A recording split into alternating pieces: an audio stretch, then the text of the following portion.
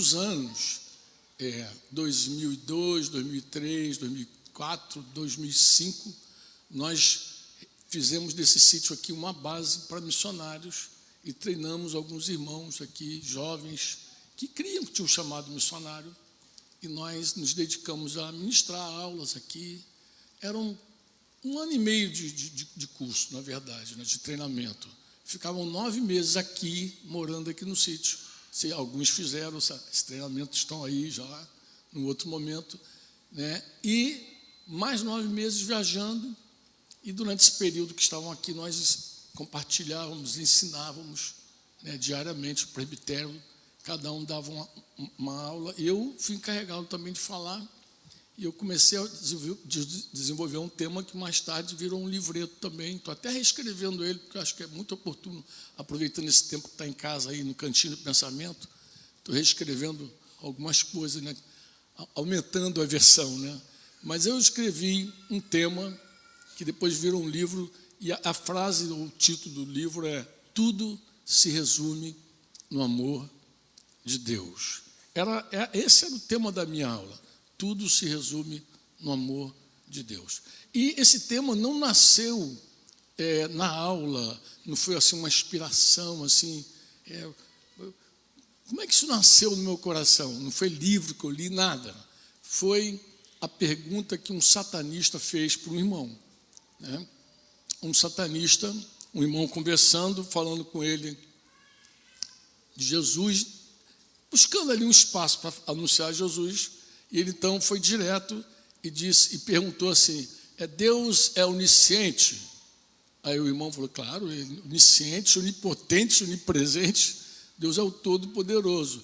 E o satanista voltou e falou: bem, como é que um Deus desse, que é todo-poderoso, onisciente, onipresente e tal, como que ele cria um homem que vai pecar, que vai viver escravo do pecado? Se ele sabe que o homem vai pecar, como é que ele cria esse homem? E aí eu perguntei para o irmão, né, e aí, o que você falou? Ele falou: não falei nada, fiquei sem resposta. Mas essa falta de resposta do irmão me gerou uma inquietação muito grande. Não por causa do irmão, mas por causa, eu fiquei pensando se eu estivesse no lugar dele, né? O que eu falaria para aquele homem natural? Porque é o seguinte, a Bíblia diz que o homem natural, ele não discerne as coisas espirituais. Então, ele não aceita as coisas espirituais porque ele é natural, né? Então, ele não consegue entender as coisas do Espírito.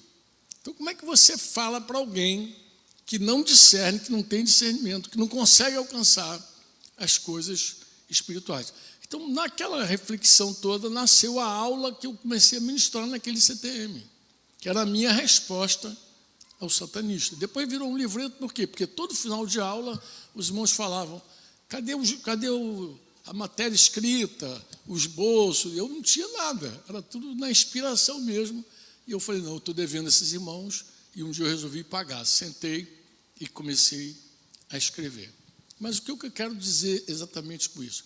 Eu quero dizer o seguinte, que a minha resposta começou quando eu adentrei ali na história realmente do Cordeiro. Porque a Bíblia diz que esse Cordeiro, embora morto há 2000 anos, ele, na verdade, quando você lê a Escritura, você vai descobrir que ele foi morto desde a fundação do mundo. E alguém pode falar assim: mas por que Deus sacrificou Jesus antes do homem existir? E eu tenho uma inspiração aqui, eu queria falar contigo para você entender isso, porque isso é fundamental, de verdade. E eu usei uma analogia para conversar, inclusive é conversar com aquele irmão que tentou, né, evangelizar aquele satanista. Eu dizia para ele: imagina uma mulher grávida. Imagina que essa mulher descobre que esse filho que está no ventre está doente, muito doente. E o que ela faz? Se ela já ama esse filho, ela aborta o filho ou ela tem o filho? Claro, a conclusão de um cristão é que quem ama não aborta. O amor nunca aborta. Eu falei, e se ela descobre que ela tem como salvar aquela criança? Mas o preço para salvar o filho é a sua própria vida. O que você acha que ela faria? E aí, mais uma vez, o aluno que conhece o amor cristão, ele vai dizer, ele é capaz de dar a vida. Ela é capaz de dar a vida pela filha. Bem, a Bíblia diz que o Cordeiro foi morto desde a fundação do mundo, mas não diz apenas isso. A Bíblia também diz que nós fomos escolhidos nele, antes da fundação do mundo. Ou seja, o homem foi criado no 6º dia, mas, na verdade, ele já estava no coração de Deus bem antes disso. Deus gerou primeiro o homem no seu coração. O amor anteviu tudo, porque a Bíblia diz que nós fomos eleitos segundo a presciência dele. Deus viu tudo muito antecipadamente. Viu a queda, viu a dor, mas viu também o resgate, viu a solução, viu o preço que teria que ser pago. E por isso Jesus morreu desde a fundação do mundo. Ele foi sacrificado e nós fomos escolhidos nele desde esse tempo. É uma coisa maravilhosa. Claro, o satanista vai continuar com algumas indagações ainda, não tem nenhum problema com isso, mas um cristão, em geral, ele é capaz de crer nisso. Você diz amém ou não? Por quê? Porque os que são nascidos de novo, eles, diz a Bíblia, eles têm um discernimento espiritual. São eles as únicas pessoas capazes de compreenderem as coisas espirituais. Então, quando você lê, você crê. Você lê e crê. Você diz amém ou não? Você lê e crê. Eu estava falando com o Cláudio que eu estava lendo os salmos. Falei, poxa, Cláudio, interessante, você estava falando agora. Eu estava lendo os salmos aqui e eu queria ler alguns versículos de um salmo com você. Salmo 33. Ele leu o 38, eu vou ler o 33. Quando Davi também faz umas declarações muito interessantes. Você sabe que a Bíblia não tem originalmente capítulos nem versículos, né? Mas eles, há cerca de 500 anos, foram colocados aí para cooperar conosco aí. Então, o versículo 11 do capítulo 33, vou ler a versão NAA, Nova Almeida, atualizada, que diz assim, para terminar esse tempo aqui gostoso. Em primeiro lugar, eu vou ler aqui o que Jó já declarou, porque Jó, no final da sua angústia, do seu sofrimento, quando Deus finalmente se revelou para ele, ele diz assim, bem sei que tudo podes e nenhum dos teus planos podem ser frustrados. Bem sei que tudo podes e nenhum dos teus planos pode ser frustrado.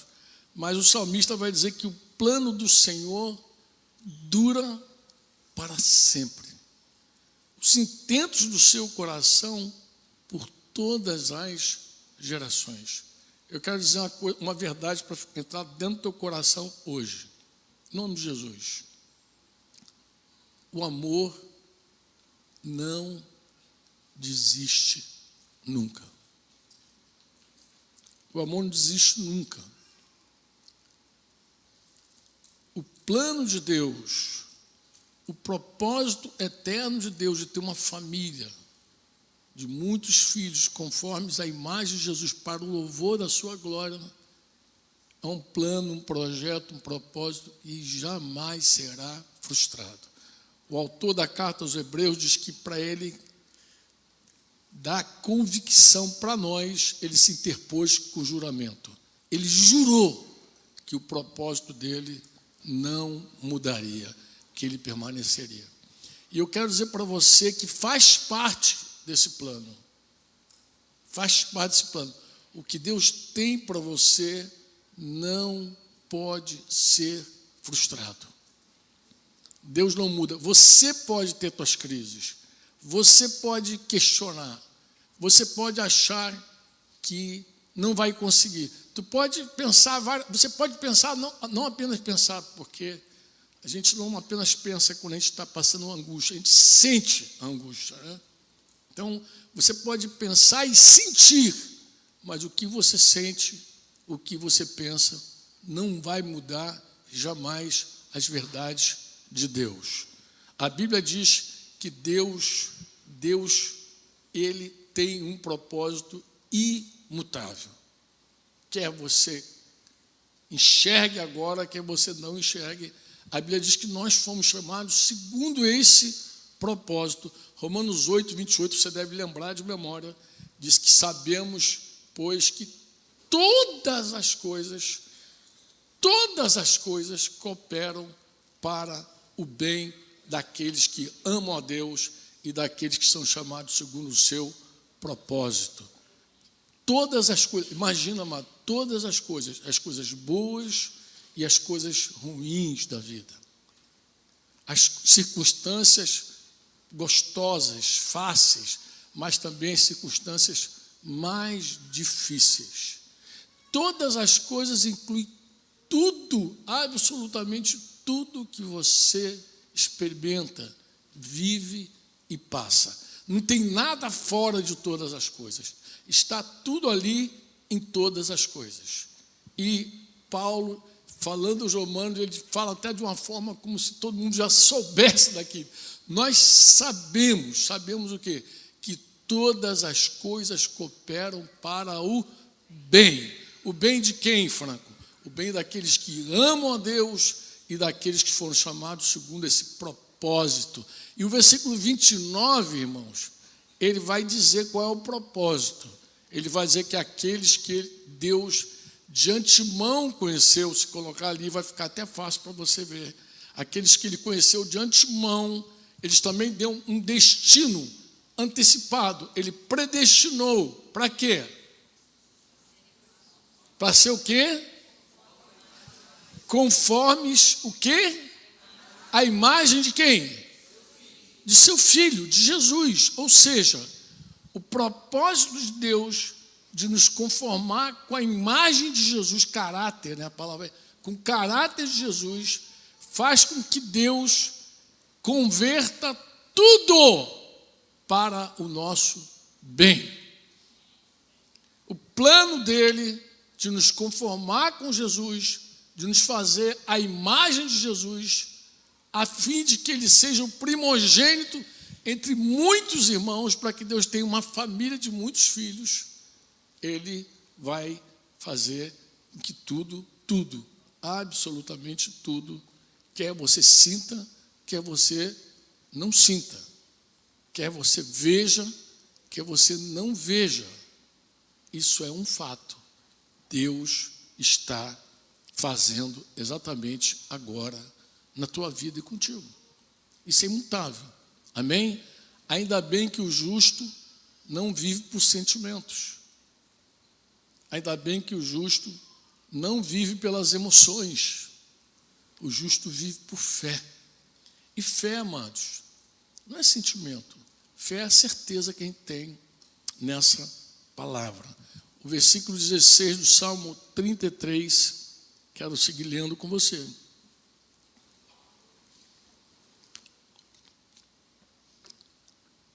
Muito interessante isso.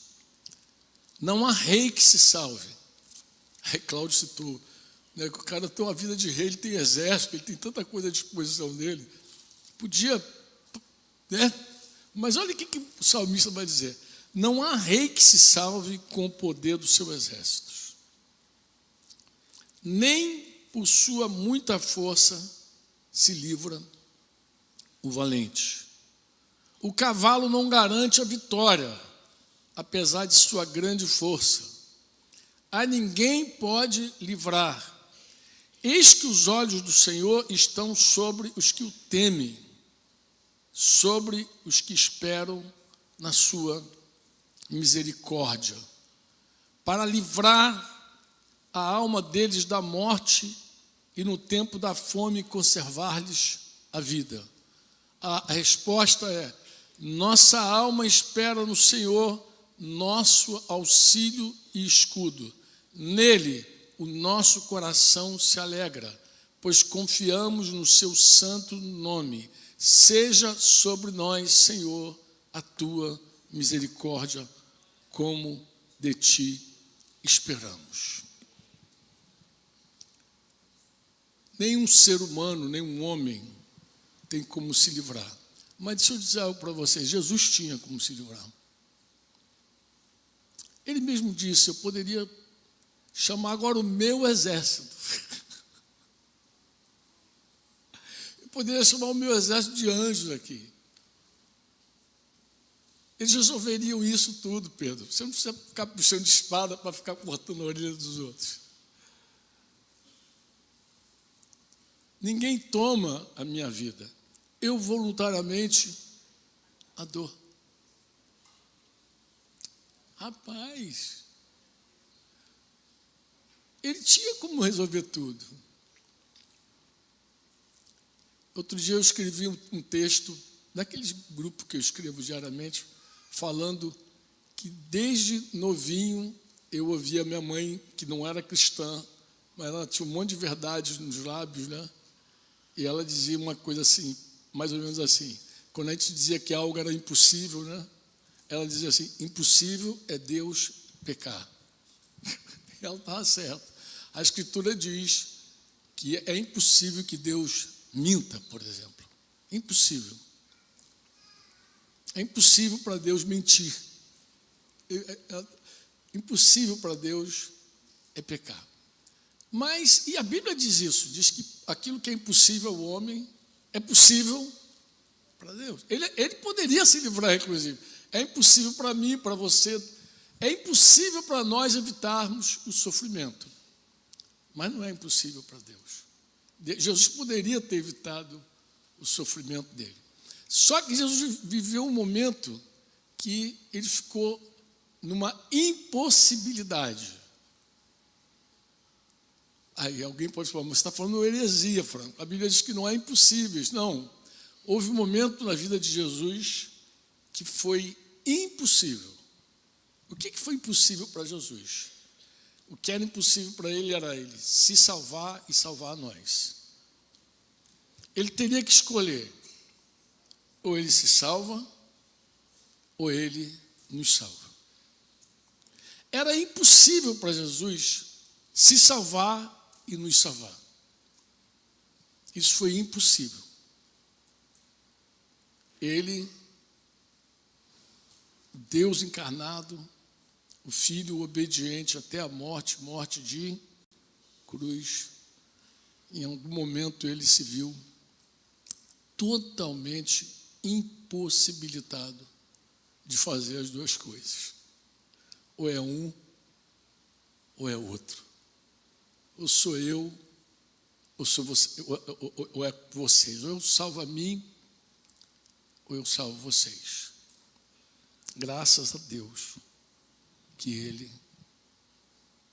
escolheu entregar a sua vida por todos nós. O Senhor é bom.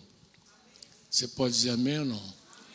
Termino pensando, a Tita falou: Franco, faz um vídeo lá para a editora da Páscoa. Você lembra, Tita, dessa tarefa que eu não fiz ainda? E aí eu estava pensando, é tão complicado falar da Páscoa, né? A Páscoa, na verdade, cristã, ela precisa ser vista, em primeiro lugar, sob uma perspectiva da Páscoa dos judeus, né? Ela inicia lá no meio de Israel, naquela noite fatídica, quando o Senhor entregou todos os primogênitos do Egito para resgatar um povo.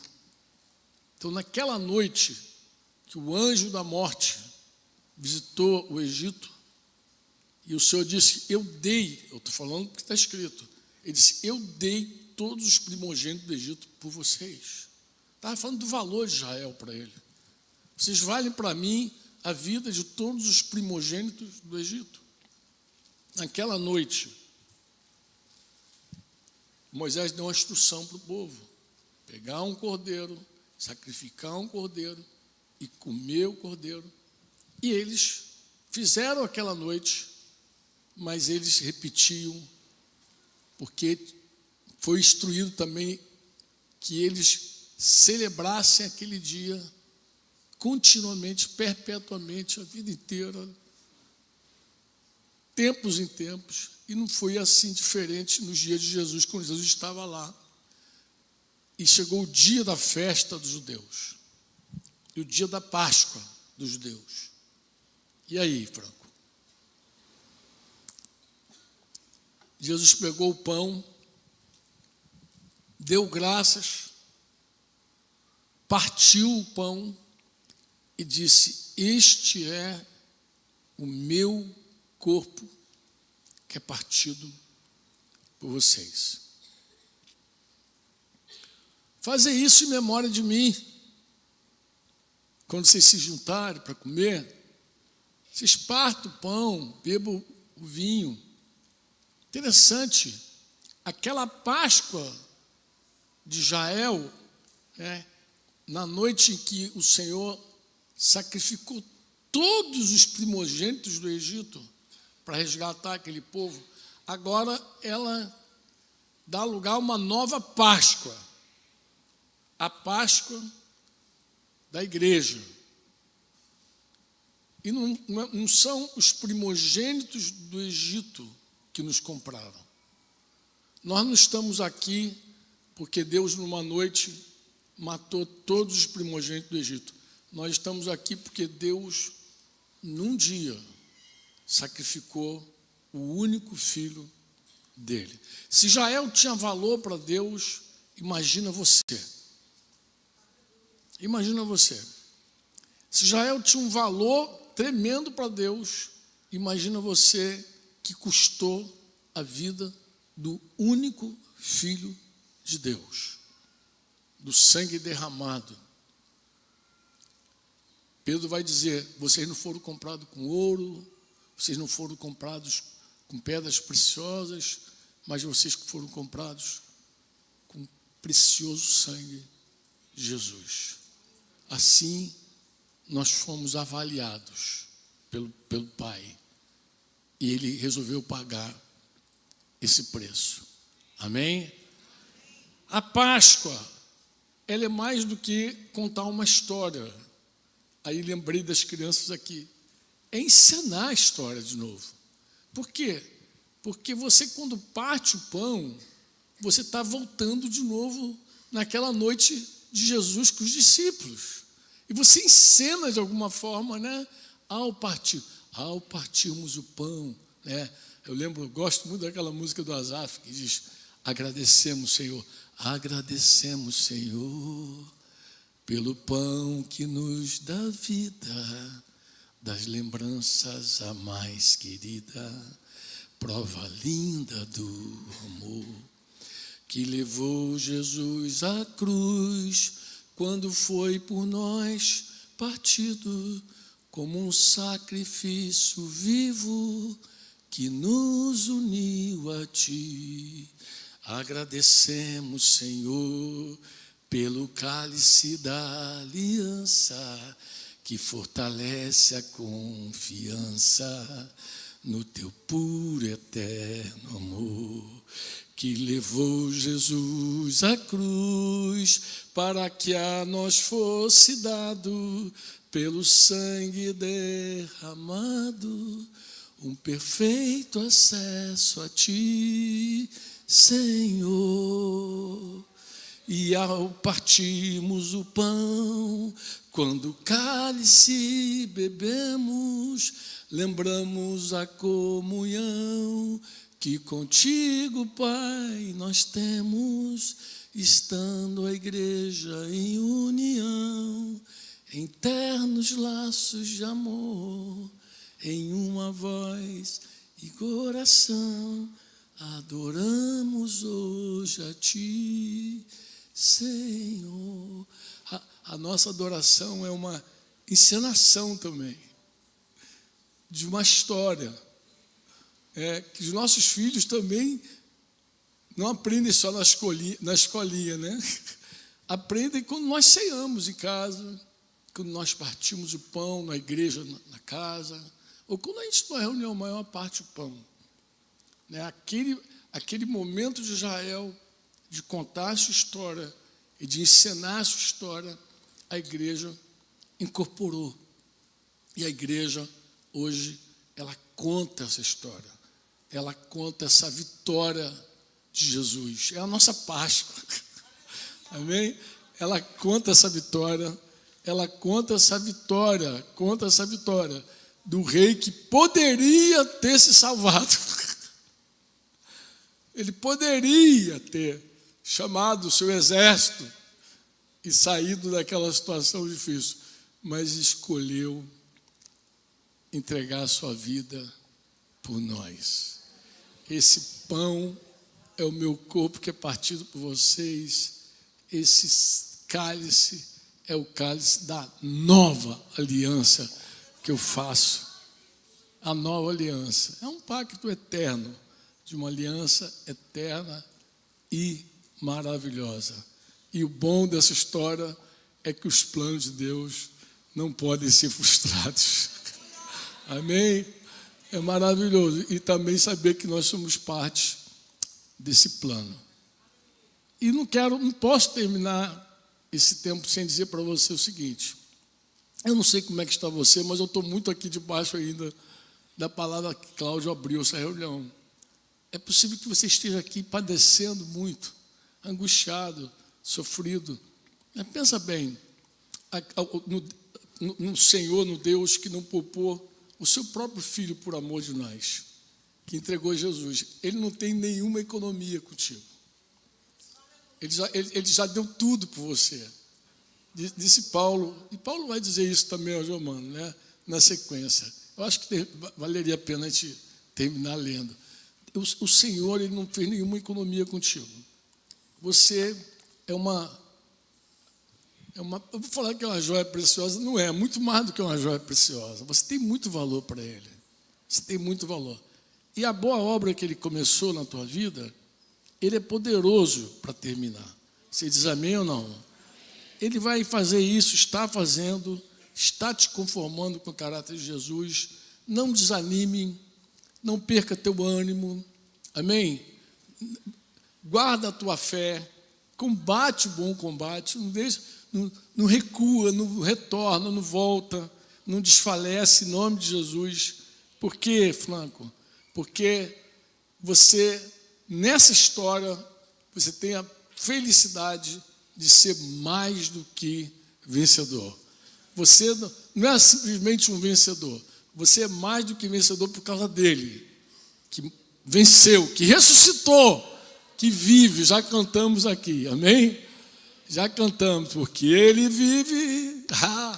Eu até fiquei imaginando a gente cantando porque ele vive aqui. Eu fiquei pensando, meu Deus, naquele dia, se houver uma perseguição, se prender a gente em algum lugar e alguém com a voz boa começar a cantar, porque ele vive. Meu Deus do céu, capaz de pegar fogo. E aí, gostou, né, Robson? Imaginou também, Robson? Todo mundo perseguido, maltratado, e alguém resolve cantar porque ele vive. Porque ele vive. A gente vai lembrar de quantos funerais a gente já foi nesse dia. Difícil você estar no velório e não cantar essa canção. Mas ele vai dizer assim: que diremos então, Romanos 8, 31, que diremos então à vista dessas coisas? Amém? Que diremos? Eu vou ler o 29, vou ler tudo, né, mano? Vamos ler desde o 28. Vamos ler para terminar aqui e cantar. Sabemos que todas as coisas, quantos sabem, diga amém. Amém. Cooperam para o bem daqueles que amam daqueles que são chamados segundo o seu propósito. Pois aqueles que Deus de antemão conheceu, Ele também deu um destino. Ele predestinou para serem o quê? Conformes à imagem de seu Filho. Ele vai dizer, ele já disse aos Efésios que nós fomos predestinados para sermos santos, para sermos conforme a imagem de Jesus, a fim de que Ele seja o primogênito entre muitos irmãos. E aos que predestinou, a esses também chamou. E aos que chamou, a esses também justificou. E aos que justificou, a esses também glorificou. Que diremos, então, à vista dessas coisas? Faz a pergunta. Se Deus é por nós, quem será contra nós? Aquele que não poupou o seu próprio filho, mas por amor, mas por todos nós o entregou, será que não nos dará graciosamente com ele todas as coisas? Quem intentará acusação contra os eleitos de Deus? Volta para os salmos lá, tu vai ver o salmista em vários momentos dizer: Senhor, eles procuram como cresceram os meus inimigos, muitos são os meus adversários. Ele se levanta para dizer: não há salvação para ele em Deus, mas tu, Senhor, és o meu escudo. Mas como? Mas quem pode? Quem será? Quem vai intentar acusação contra os eleitos de Deus? É Deus quem os justifica. Quem os condenará? É Cristo Jesus quem morreu, ou melhor, quem ressuscitou, o qual está à direita de Deus e também intercede por nós ainda. Ainda intercede por nós. Sabe que a gente precisa, né? Ah, Jesus maravilhoso. Ah, Senhor. Quem nos separará do amor de Cristo? Será a tribulação? Ou a angústia? Ou a perseguição? Ou a fome? Ou a nudez? Ou o perigo? Ou a espada? Como está escrito nos Salmos também. É um salmo de número 44. Como está escrito: por amor de ti somos entregues à morte continuamente. Lembra que eu falei que eu li com o Denise até o Salmo 44? Eu terminei nesse salmo. A morte continuamente fomos considerados como ovelhas para o matadouro. Em todas essas coisas, porém, somos o quê? Quantos creem? Eu não estou perguntando se você sente, eu estou perguntando se você crê. Mais do que vencedores por meio daquele que nos... Porque eu estou bem certo de que nem a morte, nem a vida, nem anjos, nem os principados, nem as coisas do presente, nem do porvir, nem os poderes, nem a altura, nem a profundidade, nem qualquer outra criatura poderá nos separar do amor de Deus